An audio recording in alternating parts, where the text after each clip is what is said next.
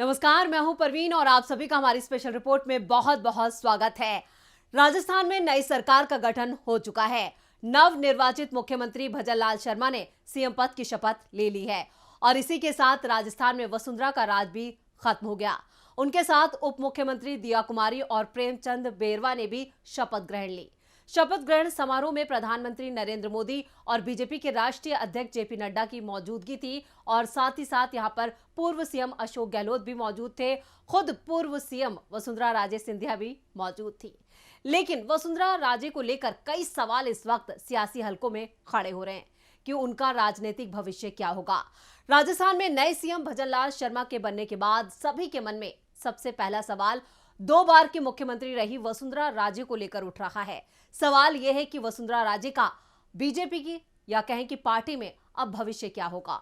वसुंधरा को मुख्यमंत्री ना बनाए जाने के बाद उनके भविष्य को लेकर भी कई तरह के सवाल जो हैं वो सियासी गलियारों में तैर रहे हैं। इन सवालों का कोई यकीनन जवाब तो यहां पर कहें कि नहीं है कि इन सवालों का जवाब कौन दे सकता है जो यहां पर भविष्य के गर्भ में छिपे हैं कि यहां पर वसुंधरा राजे सिंधिया के साथ क्या होगा। लेकिन सभी जो संभावनाएं हैं वो राजे की इच्छा शक्ति पर निर्भर करती हैं। सीएम की घोषणा के बाद से वो चुप हैं। बस ट्विटर पर नए सीएम भजनलाल को उन्होंने बधाई दी और अभी उन्होंने शिवराज सिंह चौहान की तरह ये नहीं कहा कि मित्रों अब विदा, जस की तस रख दीनी चदरिया। जी हाँ, ये बयान उन्होंने नहीं दिया है, लेकिन वो खामोश जरूर हैं और उनकी इस खामोशी के पीछे क्या वजह है इसको लेकर भी यहाँ पर कई तरह के कयास लगाए जा रहे हैं कि आखिर वो इतनी खामोश क्यों हैं। उस तरह के बागी तेवर वो क्यों नहीं दिखा रही हैं जो शिवराज सिंह चौहान की तरफ से दिखाए जा रहे हैं।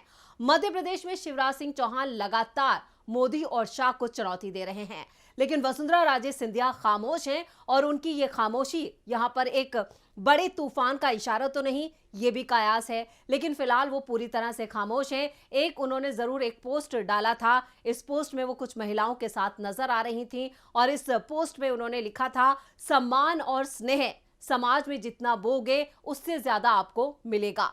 तो ये एक पोस्ट जो उनका आया उसको लेकर भी कई तरह के जो राजनीतिक पंडित हैं वो कई आकलन निकाल रहे हैं, इस पर विश्लेषण कर रहे हैं कि आखिर इसके क्या सियासी मायने हो सकते हैं।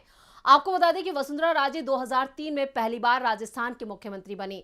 2008 में बीजेपी चुनाव हारी, फिर 2013 में उनके नेतृत्व में चुनाव लड़ा गया, बीजेपी जीती और वो मुख्यमंत्री बनी। इस बार भी यहां पर बीजेपी जीती है। 199 सीटों पर हुए चुनाव में बीजेपी ने 115 सीटें जीती हैं, लेकिन वसुंधरा राजे सरकार में महज झालरा पाटन की विधायक के तौर पर जानी जा रही हैं। इससे ज्यादा उनकी कोई पहचान नहीं है क्योंकि उन्हें कोई भी बड़ा पद या किसी तरह की कोई बड़ी जिम्मेदारी नहीं दी गई है।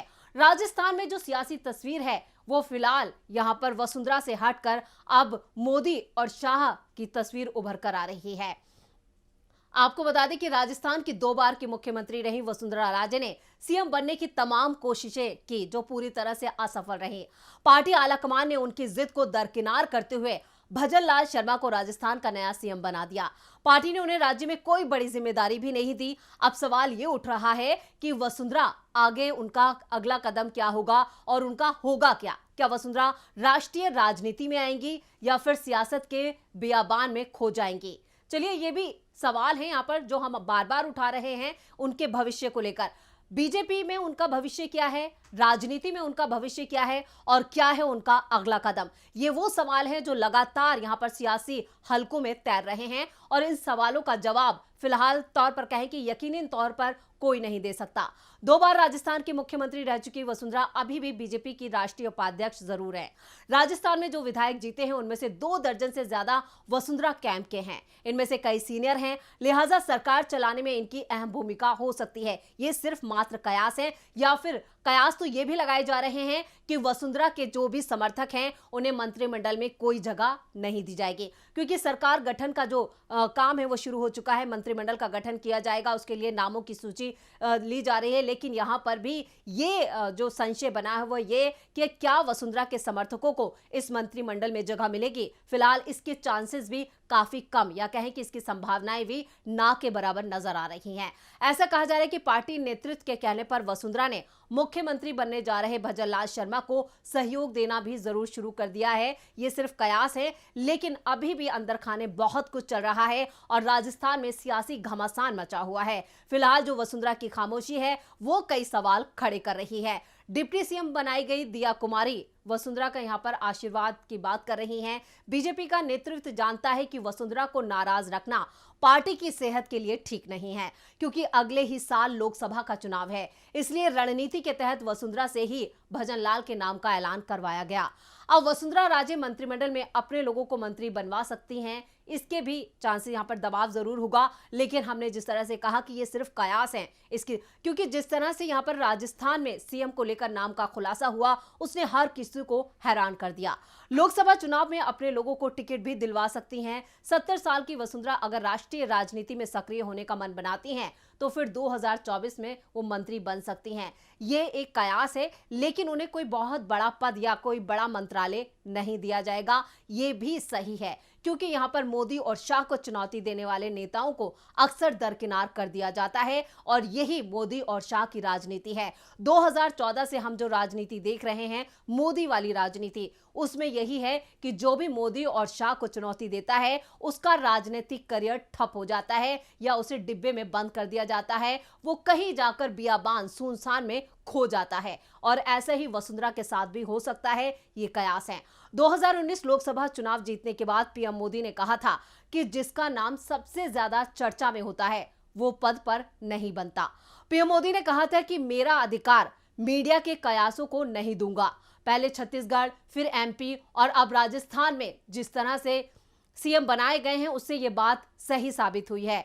जो मंत्री शपथ लेंगे उनमें भी कई नाम, जो चेहरे हैं वो हो सकते हैं जिनके नाम चौंकाने वाले हो सकते हैं इन तीनों ही राज्यों में, क्योंकि इन तीनों ही राज्यों में बीजेपी ने बड़ी जीत हासिल की है और इन तीनों ही राज्यों में मोदी के चेहरे पर ही चुनाव लड़ा गया था और इसी वजह से यहां पर जो स्थानीय नेतृत्व है उसे पूरी तरह से दरकिनार कर दिया गया है। लेकिन मध्य प्रदेश में जो सियासी तस्वीर, जिस तरह से यहां पर शिवराज सिंह चौहान जो अभी भी यहां पर मोदी और शाह के लिए बड़ी चुनौती पेश कर रहे हैं, उनसे अलग अगर वसुंधरा राजे सिंधिया की बात की जाए तो वो अब तक पूरी तरह से खामोश नजर आ रही हैं।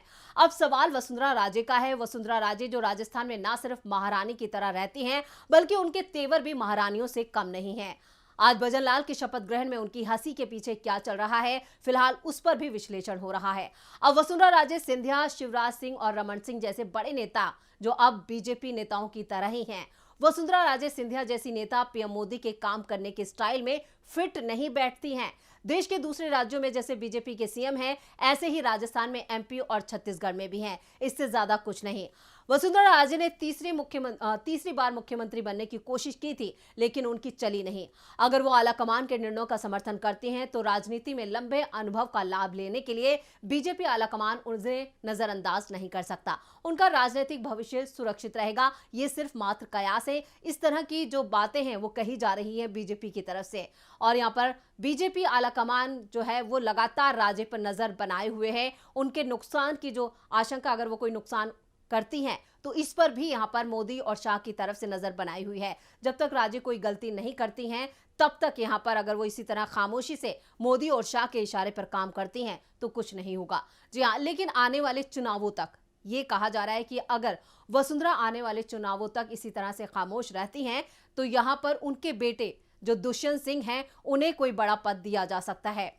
अब लोकसभा चुनाव है बिल्कुल सामने, क्योंकि ज्यादा वक्त लोकसभा चुनावों के लिए नहीं बचा है और भाजपा भी इन चुनावों की तैयारियों में जुटी है। और यहां पर जो वसुंधरा राजे सिंधिया के बेटे हैं दुष्यंत सिंह, वो भी झालावाड़ 12 सीट से 4 बार लगातार लोकसभा चुनाव जीते हैं, सांसद हैं। माना जाता है कि राजे के प्रभाव के कारण ही उनके बेटे को इस सीट पर जीत मिलती है। बीजेपी आलाकमान की तरफ से राजे को लोकसभा चुनाव में टिकट ऑफर की जा सकती है। अगर राजे मान जाती हैं तो केंद्र सरकार में उन्हें कोई मंत्रालय दिया जाएगा। राजे के कारण ये सीट भाजपा की मजबूत सीट मानी जाती है और यहां से राजे को हरा पाना भी मुश्किल है। और ऐसे में अगर वो यहाँ पर संसदीय का चुनाव लड़ती हैं 2024 का और फिर उनके बेटे को यहाँ पर या तो वो झालरा पाटन से जो विधायक बनकर आई हैं वो सीट खाली हो जाएगी और वहां पर उपचुनाव कराया जा सकता है और उनके बेटे को यहाँ पर विधायकी का चुनाव लड़ाया जा सकता है और राजस्थान के एक कोई भी मंत्रालय उनको दिया जा सकता है। ये सिर्फ संभावनाएं हैं और कयास हैं, लेकिन फिलहाल इनकी हम पुष्टि भी नहीं कर सकते, क्योंकि यहाँ पर वसुंधरा को लेकर जो सवाल खड़े हो रहे हैं उन सवालों से यहाँ पर सियासी गर्मी बहुत ज्यादा पैदा हो गई है। राजस्थान से लेकर दिल्ली तक यही कयास लग रहे हैं कि अब वसुंधरा राजे सिंधिया का क्या होगा। लेकिन वसुंधरा के भी अगले कदम पर यहाँ पर सभी की निगाहें लगी हुई हैं। अक्सर देखा ये जाता है कि जो भी इस तरह से मोदी और शाह के सामने चुनौती पेश करता है, उसका जो राजनीतिक भविष्य है वो पूरी तरह से अंधकारमय हो जाता है, और ऐसे ही वसुंधरा के साथ भी दिखाई दे रहा है। लेकिन फिलहाल यहाँ पर यह भी कयास है कि उन्हें राज्यपाल बनाकर किसी राज्य में भेजा सकता है और राजस्थान से उन्हें पूरी तरह से बेदखल कर दिया जाएगा। यानी राजस्थान में जो महारानी का रुतबा है उसे खत्म कर दिया जाएगा, और उनका राजनीतिक और उनके बेटे को भी अगर वो 2024 के चुनाव में उन्हें टिकट मिलती है और वो लड़ते भी हैं, तो यहाँ पर उन्हें कोई बहुत भारी भरकम मंत्रालय नहीं दिया जाएगा, बल्कि नाम के लिए कोई मंत्रालय दिया जा सकता है, सिर्फ ये दिखाने के लिए कि वो यहाँ पर वसुंधरा का सम्मान कर रहे हैं, और वसुंधरा के सम्मान के तौर पर ही उनके बेटे को यहाँ पर मंत्रालय दिया गया है। लेकिन फिलहाल यहाँ पर अभी भी कोई जो तस्वीर है वो पूरी तरह से साफ नहीं है, और ऐसे में ये जो सवाल हैं वो वसुंधरा के राजनीतिक भविष्य को लेकर जरूर उठ रहे हैं। लेकिन फिलहाल उनकी खामोशी भी कई सवाल खड़े कर रही है कि आखिर वो खामोश हैं क्यों। उनकी जो खामोशी है वो क्या एक बड़े तूफान की तरफ इशारा कर रही है, या फिर यहाँ पर मोदी और शाह ने जिस तरह की रणनीति या जिस तरह के तुर्प के पत्ते राजस्थान में चले हैं, उसके बाद यहाँ पर उनकी सारी जो सियासी गोटियां हैं, ये जो चालें हैं वसुंधरा राजे की, वो खत्म हो चुकी हैं और उन्होंने मोदी और शाह के सामने सरेंडर कर दिया है। लेकिन फिलहाल ये लग नहीं रहा है। वसुंधरा राजे अभी भी यहाँ पर कुछ कह सकते हैं उनकी कई चालें बाकी हैं। अब देखना ये होगा कि राजस्थान में अगली जो चाल है वो उनकी क्या हो सकती है, या वसुंधरा को कैसे मनाया जा सकता है और कैसे उनको शांत किया जा सकता है। उनके बेटे को लेकर भी, क्योंकि उनका बेटे का जो राजनीतिक भविष्य है वो भी मोदी और शाह के इशारे पर ही है, और ऐसे में वो नहीं चाहेंगी कि उनके बेटे के भविष्य के साथ कोई खिलवाड़ हो। ऐसे में भी वो सरेंडर कर सकती हैं, या फिर उनको राज्यपाल बनाकर किसी राज्य में भेज दिया जाएगा, जिससे राजस्थान की राजनीति में उनका दखल जो है वो पूरी तरह से खत्म हो जाए और वो राजस्थान से बेदखल हो जाए। तो ये थी हमारी स्पेशल रिपोर्ट। आपको हमारा ये वीडियो कैसा लगा, नीचे कमेंट बॉक्स में अपनी राय जरूर दें, और इस वीडियो को ज्यादा से ज्यादा लाइक करें और शेयर करें। देखते रहिए डीबी लाइव।